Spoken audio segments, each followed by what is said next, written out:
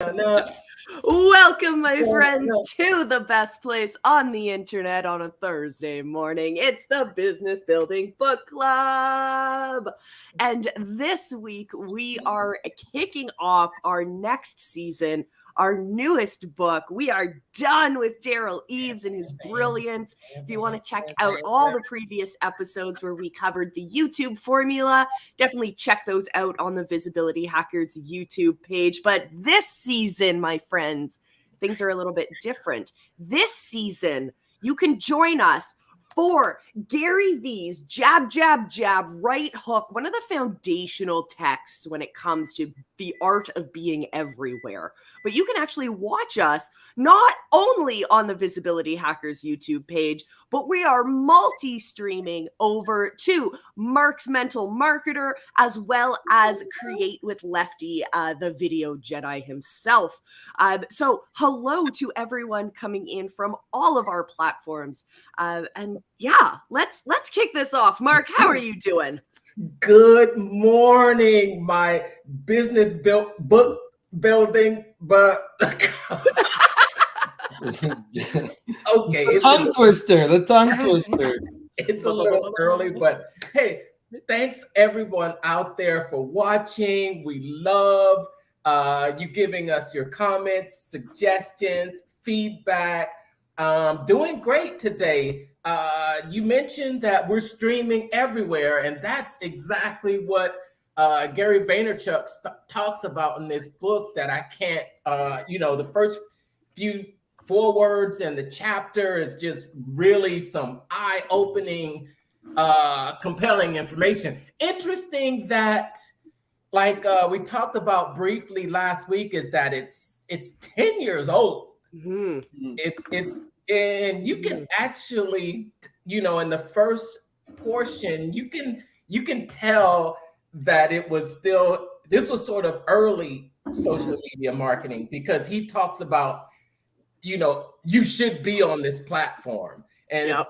It's kind of like we all know the importance of social media now.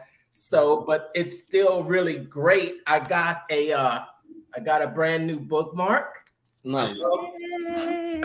I love bookmarks, by the way, and I got a nice. If you ever want to speak my love language, my noted.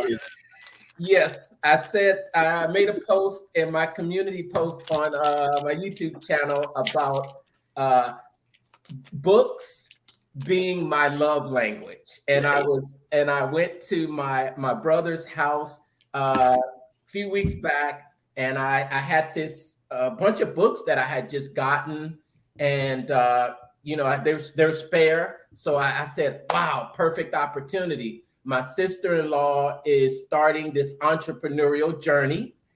Yay! Yeah. She's doing it. She's doing brick and mortar. Cool. She's I say brick and mortar, but it's a food truck. Cool. Nice. Yeah. So yum. Yeah, so it's one of those, it's one of those things where you're turning your passion into a business. So, that could be tricky sometimes, but I'm supporting. I took 5 different books, all in the entrepreneurial and marketing space. And then I said, here, and it was like, they were like, wow, I'm really going to be able to get some use from this. So that's my love language. What's your love language, right? Lefty, what's your love language? Well, first of all, can somebody get me a mug so I can stop using my wife's? Read this. I love it. Yeah, it's a great saying, but I mean, okay, I'm still here. I mean, like, what? Like, I need a mug, guys. I need a brand new Lefty mug. Well, maybe that's a project I can take on for the Business Building Book Club. But to talk about the book personally, like I love, first of all, I loved how he kind of just like right after the intro, he just jumped right in. Jumps in. Just boom, went right in, gives you just incredible knowledge and information and whatnot. And Mark, you said 10 years old, but the thing is like, you gotta, when you're reading books like this, you got to look at it from not the social media aspect, but what what the information is being said within. Okay. Mm-hmm. 10 years ago, we were talking about, they're talking about client journey and telling stories and pulling out emotions. Yeah. That is what you have to jump on. Not the fact that the YouTube logo isn't on here. You know what I mean? Right. Not the fact that the Google Plus logos on there and these things don't really exist or are kind of irrelevant. You know, Right. don't look at it from the platforms aspect. Look at it from the information of what he's telling you to do within these platforms. Because if you really think about it, and this is what stuck out to me, was if the information is relevant still from 10 years ago, the market doesn't change that often as you think, which means that, you know, be aware of the not so nice gurus on the internet, because they're going to give you false information. We're all Russell Brunson fans, right? So I love looking at him as an example of exactly what you just said, Lefty. He's recycling some of the oldest marketing information. Like at Funnel Hacking Live, we had this whole presentation about P.T. Barnum. And like we're talking core, essential, foundational information. Dan Kennedy is one of the oldest great in all respect, like one of the founders of like this type of marketing that we do. And he's like, I wanted to retire, so he sold his company, and now Russell's tricked him into continuing to work, which is wonderful. We love it. We love it. I'm looking for it. But again, it's information that people were using 20, 30 years ago, if not more. But in a world that wasn't digital. That's the coolest thing I think about Dan Kennedy, to go completely off topic, is he comes from a world that isn't digital, but everything he says applies. And so Gary Vee is coming from a place 10 years ago where he is so steeped in digital that he's like, he's going a little bit too extreme, I think, because it worked 10 years ago to try and be everywhere. But now being everywhere is going to dilute your brand.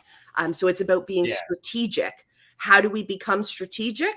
We work on those foundations. We know how to tell stories. We know how to attract our customer avatar. All of those foundations lead to a killer strategy that's customized for your business.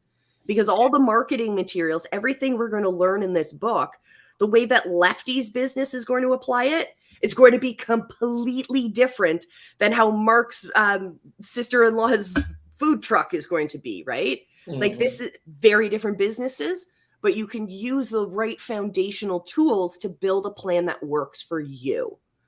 Oh man, such a great point.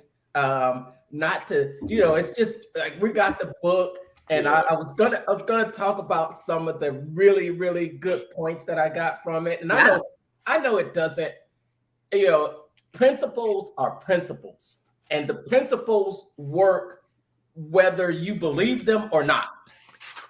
So the truth is that really we could not agree with gravity, but gravity is going to bring your butt down the Yeah. Right. So we're human, and human psychology is to a good degree predictable.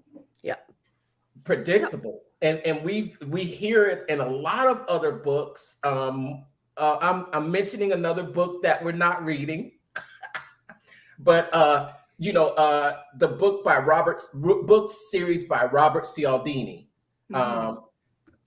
Persuasion and Influence. I don't know if you've heard of those two books.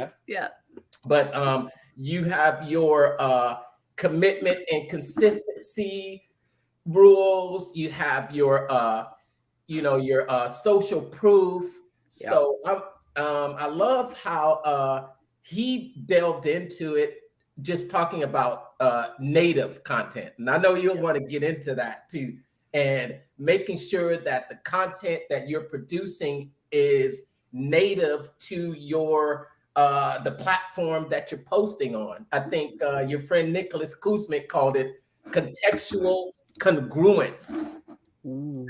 But yeah, and let's talk about native for a second, because it has a lot of different meanings. But what native to me truly means, and I've seen it time and time again, is they want you to use the tools within the platform to create content.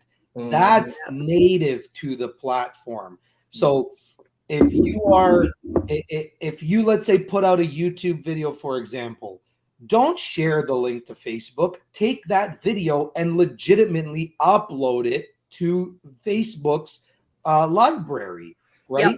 Because the more, and by the way, I'm actually on a 98-day visibility winning streak with Facebook.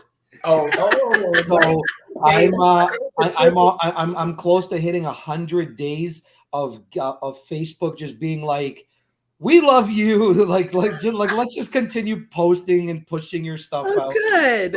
So I'm really proud about that.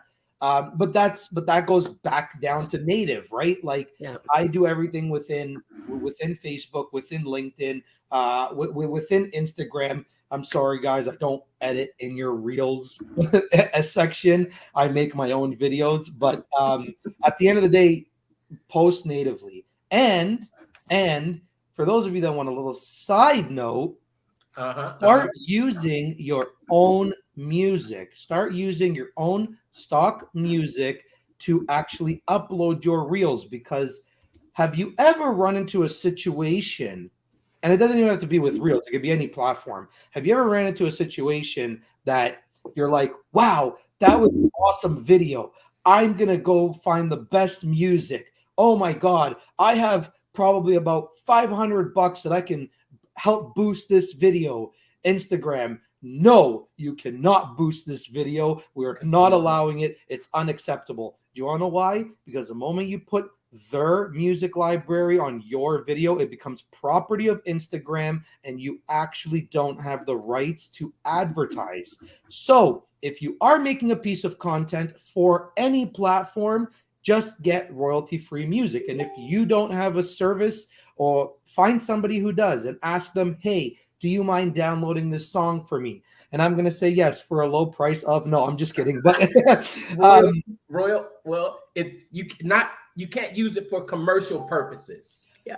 If the individual, if you tag the individual who has a commercial license, I buy a commercial license for everything, because I don't know where my videos are going to end up. Yes. You as a marketer, you know, that maybe just are doing it for knowledge sake, and you're not actually like advertising, or you're not planning on being on a billboard one day. You don't necessarily need that. You don't care. But if you came to me and did that and did a job with me, and you needed that sort of license to be able to advertise, then that's where someone like me would come into play. But use your own music, ladies and gents. There's so many different platforms that you can get. Stop. Don't use the trending audio. Like if you want to just boost your stuff. Yeah. So have you changed your mind on using trending audio then? I use it, so I'm using it now for my VSL masterclass, just because I don't care. Like I'm just putting the videos there like just natively, right? They're not there for boosting purposes. But yeah, I don't use it. I would rather, and it's funny because I heard this from the Harmon brothers. No video goes viral organically. There's always some sort of paid structure behind it. Absolutely. Yeah. So at the end of the day, if I have a commercial, or if I have a VSL or some sort of like ad that I want to push out, I guarantee you I'll get a further reach if I had like I said, $500, for example. If I put $500 behind a video using my own music, I would get a further reach than somebody just using a trending audio trying to get a couple likes through the door. So you mentioned something. You mentioned that no video goes viral on its own, right? And I think I've heard the same thing. I think I learned that from Brendan Kane and his book Hook Point. Another book, just me nerding out. Have you heard of a process called? I've heard this mentioned recently when the CEO of TikTok was on before a hearing in the United States in Congress. They called it heating. I haven't been watching the whole debacle that's going on. Oh, all of that. But have you heard of it? Molly? Tell me more. Heating. It's a process of the platform heating up content to get it more exposure, or like purposely choosing which content gets exposure and which content goes viral. Interesting. I've heard, okay, so I'm not one to spread rumors, but so you didn't hear it from me. I've heard a variation of this. But I've heard that in order to encourage some creators to come to the platform, that TikTok has engaged in heating content, getting them a lot of exposure on their posts and just pushing it out to more people selectively. Yeah. And I've seen on certain platforms as well. I don't know. Again, I don't know the algorithm. Like, I don't know what's happening behind the scenes. But I've found that on certain platforms, not going to name them, that the first few posts you put out get a lot of exposure. It's like there's a special place in the algorithm for new people. So you get that reward of, ooh, I got a bunch of likes and new followers, and wow, that paid off. You put the exact same piece of content out a week later and nothing. Yeah. Lefty. Yes. It's you call it heating, I call it a dopamine rush. It's literally it's all psychology. When you come into a brand new platform, like think about it like this for a second. Mark's never been on TikTok before, or Mark's never been on Instagram before. All of a sudden, Mark starts posting up videos and he's getting 0 to 3 likes on every single post, and he's a brand new user. He's not going to feel very good about himself, and he's probably going to just abandon the platform and say, screw you, I'm deleting this app, I don't need it anymore. It sucks. So what they do is they give you that initial dopamine rush, so you're like like a panting dog trying to put out as much content as you possibly can. It's like crack. And you're forever in search. Like crack. Yeah. You're forever in search of that same high that you got with the initial high. There you go. And I hate to say this from a cult perspective, it's called love bombing. They will cover you in love at the beginning so you feel built up, you feel strong, and then they rip that away from you and show you the harsh reality of the algorithm. I mean, of the group. I mean, what are we talking about? What? of life starts going glitchy, guys. Be one of us. What are we talking about? Are we talking about love? Or are we talking about the? No, but that's what it is. It's just a dopamine rush to get you. Okay. But yeah, it's just a dopamine rush to get you excited to be on the platform, and then they more or less strip it all away from you afterwards, and they're just like, it's almost like what's the word I'm looking for? Like when you like when you're on like probation at a job, but you still get like it's paid training. So they pay you with likes and loves and comments and follows. But then once your training is over, they're just like, all right, Mark, we expect you to know how to do your job now. So we're gonna leave it all into your hands. And you're just like, what the beep? This isn't what I signed up for. our relationship has changed. You've changed, Facebook. It's not you. No, it is. It's you, not me.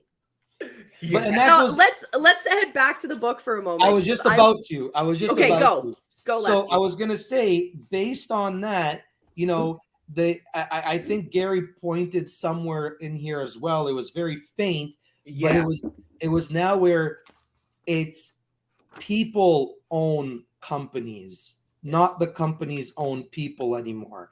So because we are at the forefront of realistically whether a business stays alive or not, it goes back to, he talks about a lot of storytelling, and I love storytelling. I will literally not put out a piece of content for a year if it means that I will give you guys the most incredible story ever. I love that. And this is, and the thing is like it's psychology at the end of the day, right? Like you need to tap into people's emotions. You need to tap into the 12 relatable truths, which I spoke about in my challenge, in my 5-day challenge. There are 12 relatable truths in which people live within. And if you can create content and tell stories around those 12 relatable truths, you will then figure out these people's like buying personas and then buying habits and whatnot.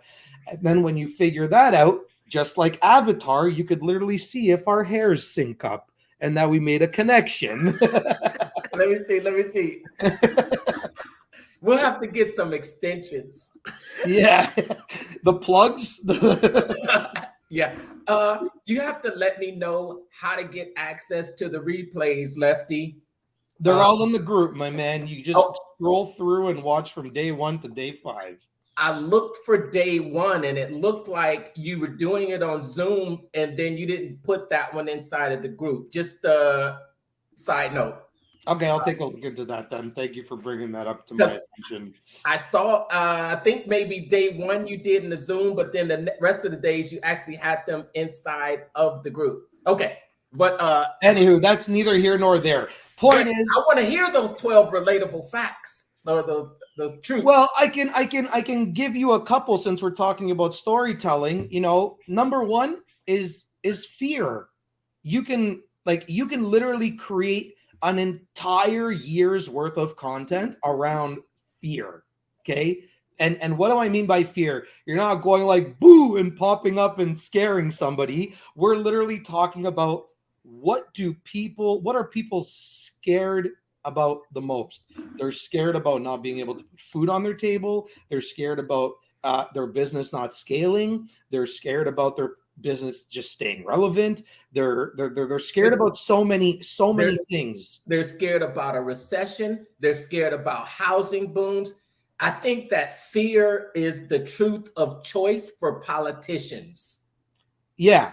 And there you go. That's a perfect example. Politicians, for the most part, I'm obviously we're not naming names or anything, and we're not saying anything, but there is a lot of scare tactics when it comes to media, right? And they do that to just essentially evoke emotion, right? Yeah. You can also another relatable truth is pain. What pain is your audience feeling, right? Like, where are they right now and where would they like to be? Like, these are truths that you can legitimately build content around. And okay, fine, maybe I'm exaggerating. Like, I wouldn't go an entire year of just talking about fear and pain, but I mean, you could probably get a solid 30 to 60 days worth of content just around those 2 subjects, but you have 12 of them. So you could literally talk about a specific pain or a specific relatable truth each month, and then you can have your content ready for an entire year. Yeah. Oh my goodness. So let's Mark, go. I was going to mention just a part of the book that kind of that I read that kind of talked about how just something he said, page 9. I'm going to say the page 9, the left paragraph. we have to I kind of, I was reading it and I was like, man, this is 15 pages. And it's like, it feels like you're reading double pages almost. That's what Lefty hates about it. But this is what we talked about. He says that here's how marketers react to a new platform. Someone emails them an article that says something like Snapchat is exploding. So they head over to the site to see what it's about. They spend a few minutes there and see a bunch of drunken 25-year-olds posting bikini shots and walking the dogs. And then they write the site off as a waste of time and don't come back until 12 months later when everyone and their aunt is using it. At which point they make a big announcement praising themselves as though being last in line is something to be proud of. Yeah, I like that one too. I have to admit that I am at this point with TikTok. I just never cared for the platform. I don't know why. I don't think any of us are on TikTok, are we? It's and it's not an age thing. It's definitely not that. But like, it's just, you know what? I don't think it's as user friendly as people think it is. Like, I mean, I want to say I'm at least like half intelligent, but I mean, when I go on TikTok and like I'm looking at the inbox, I'm looking at like how it's all set up, and I'm just like, this literally looks like a nightmare. I don't know where these notifications are coming from. I don't know what to click on. But then you got like someone who's like a Gen Zer, and they're just like, oh yeah, you go here, you click that, you scroll down, you go to it. And I'm like, what? I don't understand. But I'm on like 7 different platforms. How do I not get this one? Right? So is it me or is it TikTok? Right? For me, I'm looking for the ROI. I'm looking for the ROI. And from what I hear, and you guys can give me your input. It's a place to grow. You can grow a following. Mm-hmm. I hear some people actually making purchase decisions from it. Mm-hmm. And I do hear some people that are growing their other channels from TikTok. Mm-hmm. From TikTok. And for me, it's the ROI, it's the longevity of the content. But I have seen some things lately that are making me rethink it. And most notably is seeing TikToks show up in Google searches. Mm. Yeah. Well, I mean, I guess what I could say to you, Mark, is go ahead. Enjoy it. Enjoy it while you can, Mr. America. Us here in Canada will enjoy having TikTok. Yeah, I will never be on TikTok because of how the company is run. And I am very much aware of where our data is and where it's going, even though as digital marketers, we utilize a lot of data. We utilize data from our customers, and you can take that data in a very different direction. But I find that it's, as a digital marketer and as an entrepreneur who works in the digital space, it's my responsibility to be responsible for the information that my customers and my potential customers and my leads give me.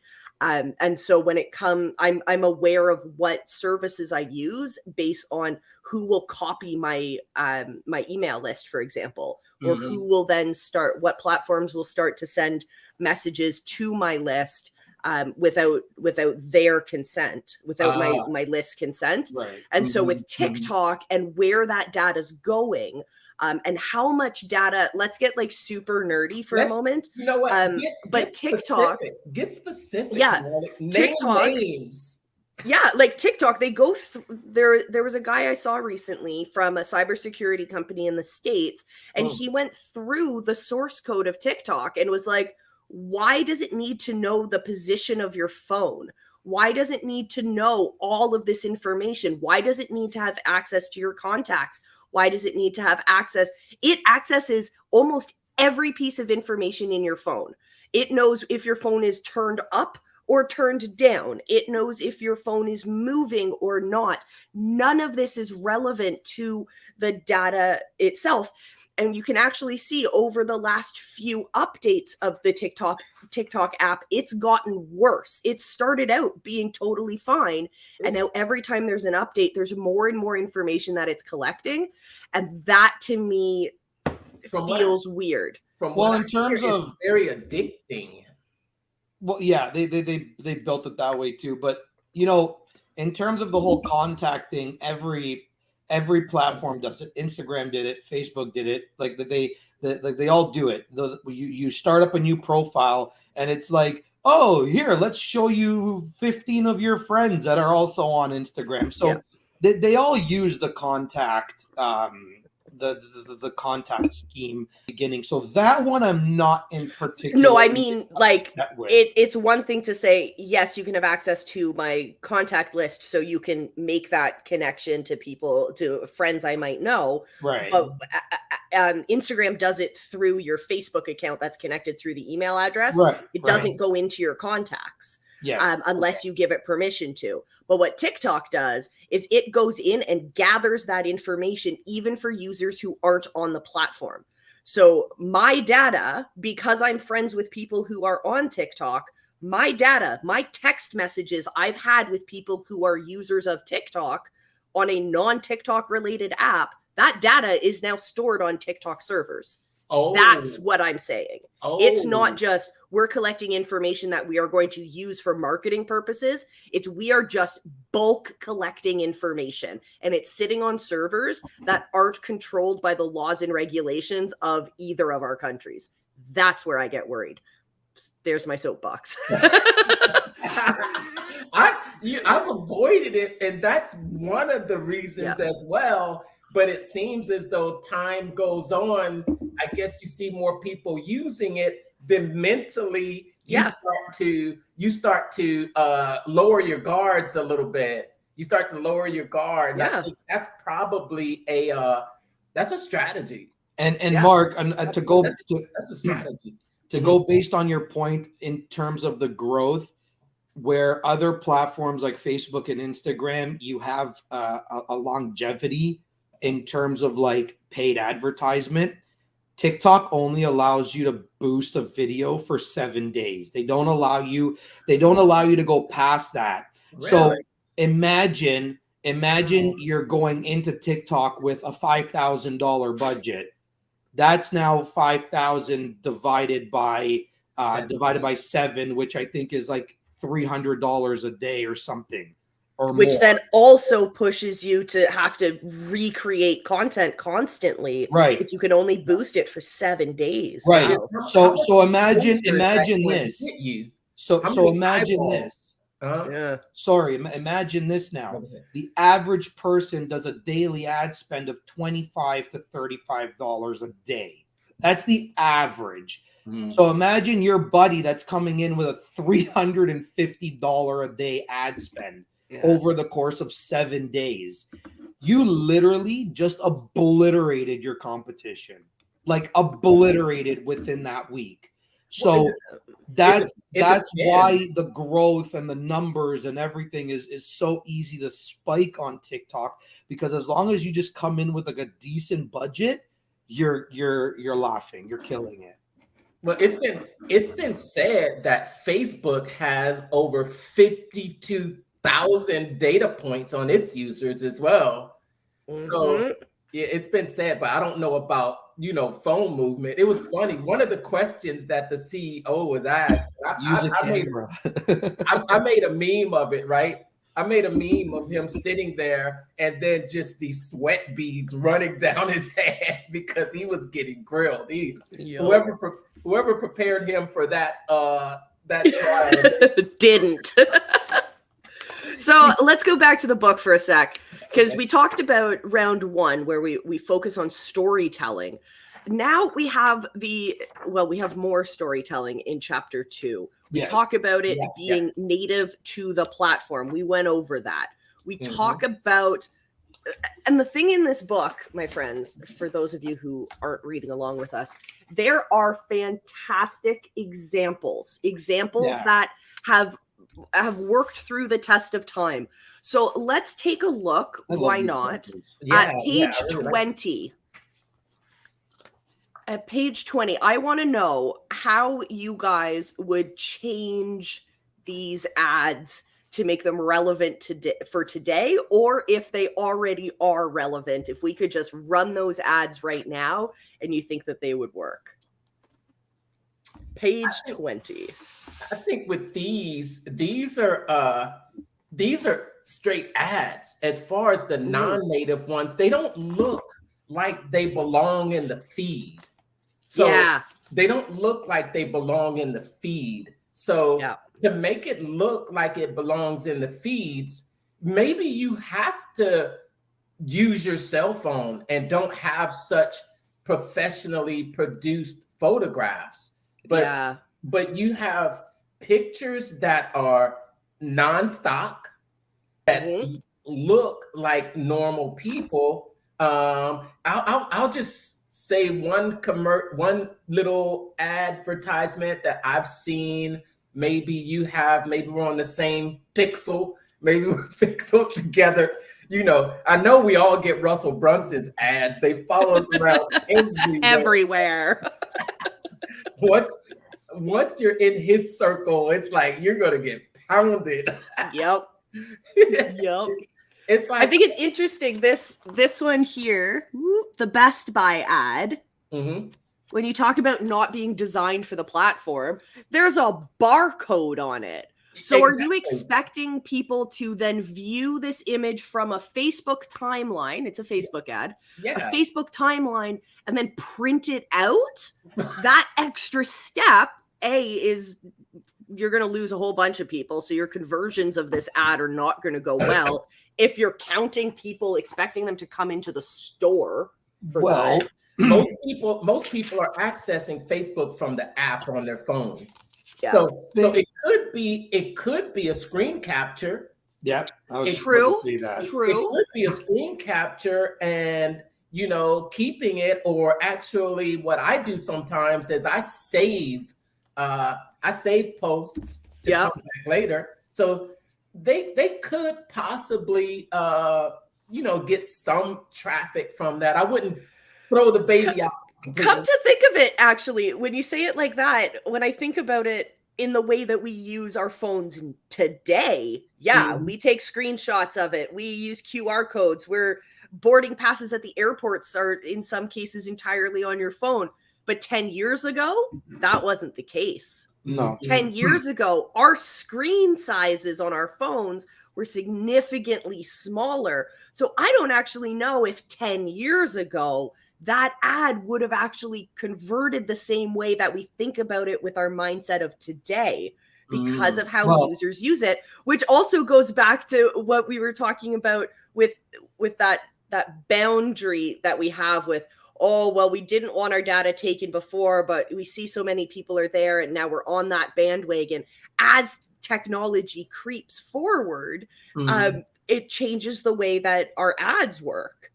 Yeah. We start to lower our defenses. We see more people doing it. Then we start thinking, it's just harmless for me to give out more information. Then we go deeper down, but that's wearing you down. Yeah. But like with a QR code or with a barcode, I remember being at the airport 10 years ago, or even more recently than that. And it was the first time I saw someone with their boarding pass with a QR code.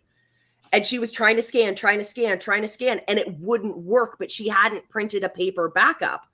And so everyone's in line like, come on, lady, why didn't you think of that? Yeah, fast forward to today, and everyone's like, come on, why isn't it on your phone? Let's get going. Hurry up. Yeah. Pretty cool. And so it changes our ads as well. I think what I would change here is, like Mark already said it, you could do a screen grab of that with a QR code, or you don't even need a QR code. You can literally keep the barcode there, because if you're bringing that in store, they can still just scan it. Obviously, in terms of the summer is coming, in this ad in particular, I would just update it to the brand new Game of Thrones series that's Yep. on HBO. So Well, I would just update it to be a little bit more relevant. Also, Facebook, the best ads on Facebook work in 4:5. This is a square crop, so it would have a little bit more wiggle room on the top and the bottom of the image, which would make it slightly longer, but it wouldn't be a full screen. So 4:5 is actually what works best on Facebook and Instagram. We have a lot more formats to post our content today. We sure do. It's not just the post now. You've got reels and stories on Facebook. You've got different size. The vertical photos on Facebook are becoming, well, they're more common now. Yep. So Lefty touched on this when he went to the Summer is Coming advertisement on here. So let's pop over to page 24 because I think Lefty's the pro at this. So this whole chapter is what makes great stories, and this page is about leveraging pop culture. So let's tie this back to what we learned in the YouTube formula, where pop culture is in many cases the linchpin. And let's talk about storytelling from a foundational perspective of leveraging that social media.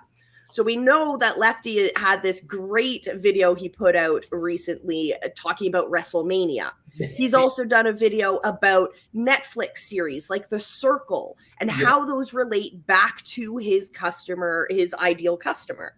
So those pop culture moments, Lefty, can you tell us about how those, like, let's get nitty gritty into some details, but how do those pop culture related videos perform relative to your tips and tricks, for example? I mean, I think they're kind of both on the same playing field, but what I noticed with the pop culture is that I'm introducing a new audience to my stuff, right? Now, so the way I always looked at YouTube, and just to give a little bit of context behind how I do my content, YouTube was a way for me to not only give more information behind what it is that I want to talk about, but it was also a platform for me to be even more of myself. Right? It was a way for me to truly bring out all my creativity. So I'm not going to be the guy on YouTube that week in and week out talks about the 10 tips of Instagram or whatever, like I want people to see a different side of me. I want people to see me having fun, right? Well, you can't see it now because of how our layout is, but behind me, I have 2 Nerf guns, right? There's another pop culture thing where I know my videos aren't made for kids, but a parent with kids would maybe stumble across my video if they were also into like music and movies and all that, and be like, oh, this guy turned his Nerf guns into like sci-fi weapons, right? So these are the types of things that I enjoy doing, because I wanted to I didn't want anybody to feel left out on my channel. I wanted people to understand that it doesn't matter what you're a part of, but as long as I also can find it interesting, I want to make sure that I can make it interesting for you. So when you're talking about pop culture, first and foremost, you cannot procrastinate. Okay? That's the number one rule. If you know that any sort of sporting event or Academy Award or any series is about to start or even just about to end, you need to jump on the SEO bandwagon as fast as possible, because that is when like millions of WWE fans swarmed the internet last week, right?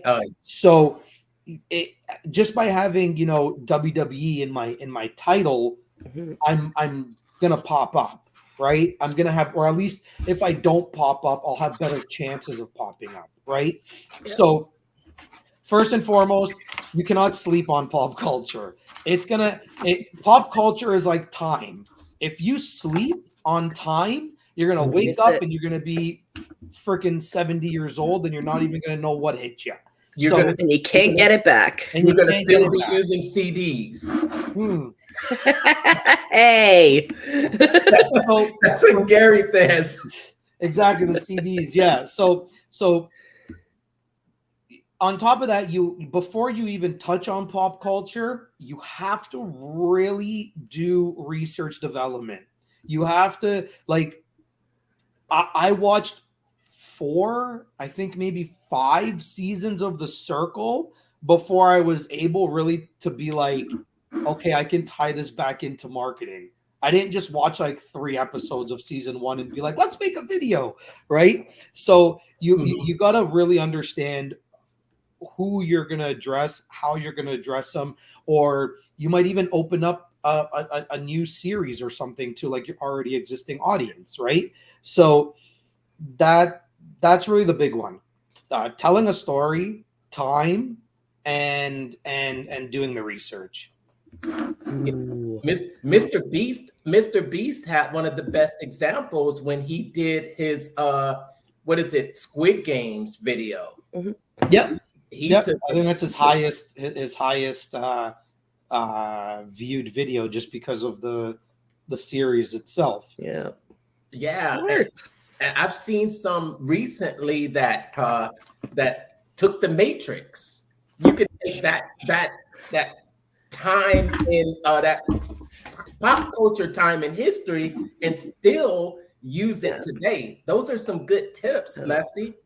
Fun fact, did you know that The Matrix is actually a sequel to Terminator? Really? Yep. A sequel? It's actually written by the same author. Have you guys seen the Animatrix? That's interesting. No.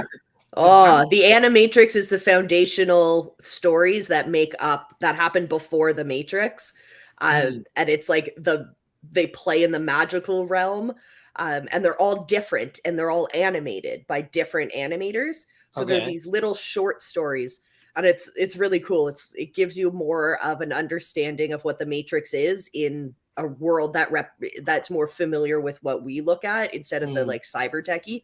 It's what happens above ground. On that note, my friends, it's time to wrap up today's episode. But next week, my friends, we're going to be diving back into Jab, Jab, Jab, Right Hook with Mr. Gary V. And we're going to be talking specifically about storytelling on Facebook. The whole chapter is about storytelling on Facebook.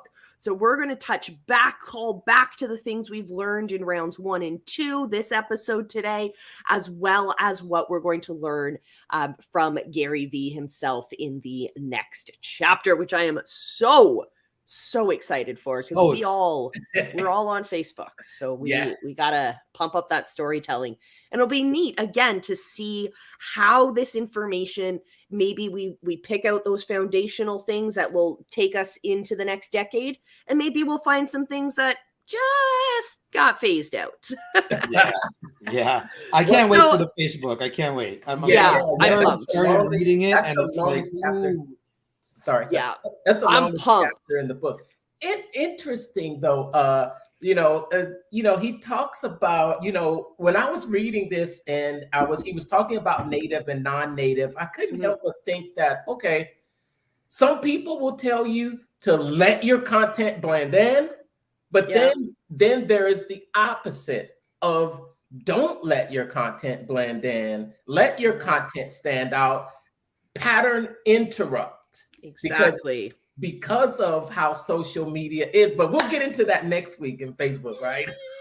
So exciting. So exciting. All right, Lefty, any last words for today's episode? Yes.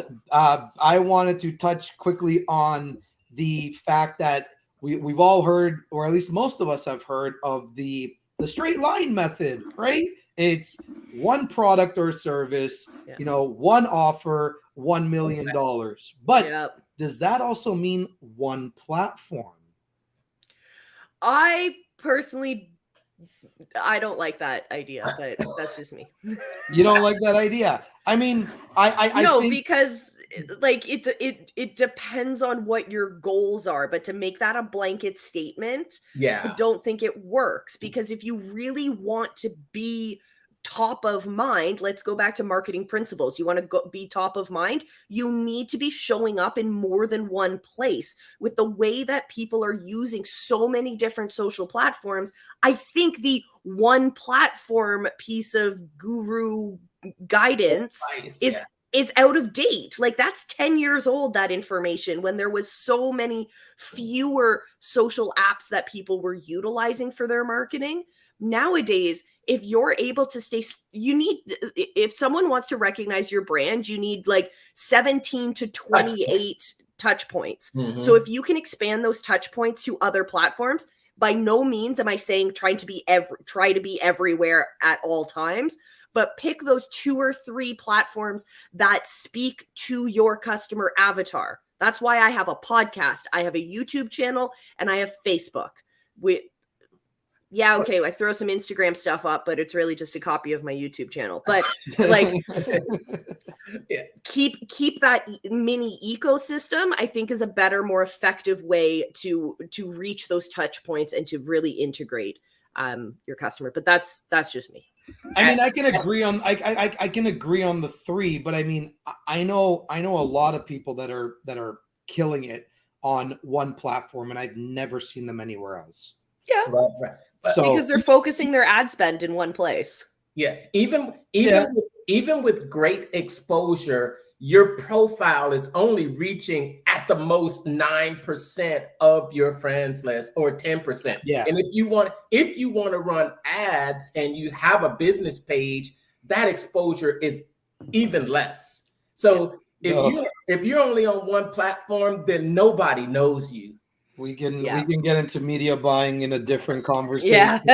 But if I can really give my last words is get into paid ads before it's too late and you're not going to be able to afford them. That's what I have to say. And keep jabbing. Keep jabbing before you get the right hook. Keep jabbing. Don't stop. But remember, Lefty, just years ago, probably before this digital age, the cost of advertising and the amount of money you had to spend to reach the amount of people that you can reach, it's still, relative to that, it's still less expensive. I spent close to $300 for an ad in the newspaper on the 11th page. Mhm. and you don't know who's actually reading it, who's going to see this. Are they going to be the people that I can target with such pinpoint targeting? Like for example, this ad with Best Buy. Somebody that's in the market that had already been looking to buy something from Best Buy, they see this $7.99, they're going to jump on that. And if you can, well, I know. No, I was just gonna say because I've been hearing this. I heard this twice now at AdWorld, not once, twice. Social media is going to slowly start adopting the same principles of media buying in broadcast television. Yeah. So it's not going to be the daily ad spend anymore. It's going to be, oh, you want a prime time slot on the first page, which let's call it 1 p.m. EST. Yeah, that's going to cost you $10,000 to run that ad. Oh, you only have $300? Oh, we'll put you at 1 a.m. EST when everyone's sleeping. So that's why I say get into it before it's too late and get your audience and build it, because that can happen in an instant. You never know with these platforms. That's an interesting conversation, because what is prime time? Oh, correct. Yep. Also, fun fact, the way they measure how much your cost per lead is based on how much you feed your algorithm. If you are someone that posts periodically And then you wonder, why am I paying $10 for a lead? And Buddy's paying $1. It's because Buddy posts 3-4 times a day. He's engaging, he's putting stories, he's feeding also his business page, because let's face it, we just make a business page and we forget about it because we only have the business page just to run ads. Feed the algorithm. When you feed the algorithm, your it has more data starts dropping. It has more data to go out there and find those people that would be interested, because it has 52,000 data points. I literally just went from spending $3 a lead on a brand awareness campaign to 42 cents a lead, just because I'm feeding my algorithm. Yeah, I think I've heard it.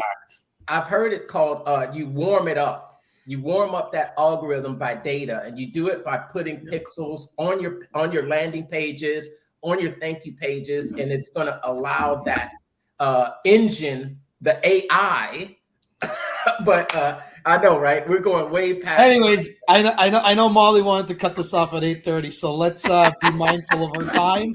We love you all. Thank you for joining the book club. And yes, next week we're going to start jumping into Facebook, which is the longest chapter in the book. Probably going to be one of my favorites. Who knows? I'm still at the beginning. But yeah, we're really excited to have you here. And you know what? I'm not going to finish off. Molly, what are your last words? Yes, Molly. Well, my friends, thank you all so much for joining this episode. We know you could be spending your days doing so many other things, but you're here, you're learning, and you're taking your brand, your message, your mission, and your movement to the next level. And we're doing it with the help of great experts. And yeah, all right, my friends, I will see you same bat time, same bat channel right here next week. And by here, I mean, you can find us on Lefty's channel, on Mark's channel, and on my channel, as well as in the Visibility Hackers Facebook group. So come on down, join us on any of those platforms. Come say hi, hello to our live crew, hello to our replay crew, and we will see you next week. Everyone say bye. See?